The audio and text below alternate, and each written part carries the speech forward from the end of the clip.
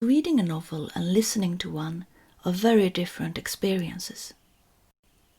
These are my best tips for writing for audio. 1. Few points of views. In a paper book, you can get away with overcomplicated plots, populated by a lot of random and basically unnecessary characters. In audio, the reader will get confused, and a confused reader stops listening to your book and you lose out, both because the author often gets paid per listening hour and because a disappointed reader is unlikely to choose one of your books again. 2. Keep it simple. Few points of views is one way of keeping a story simple, but not the only one. A clear and easy to follow language is another.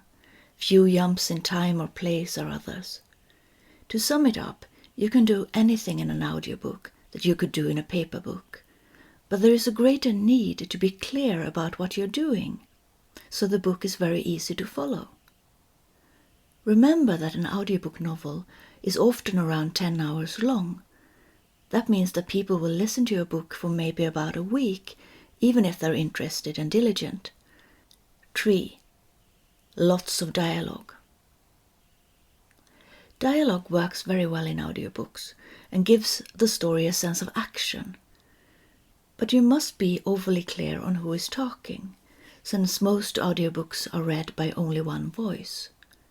In a physical book, it is easy to see when one character stops talking and another one begins. In audio, it's not, and it can become very confusing for the listener. This is in fact very tricky, because it is not considered good writing normally to fill pages with he said, she said. In audio, you more or less have to. To sum it up, I believe writing for audio is very similar to writing for film.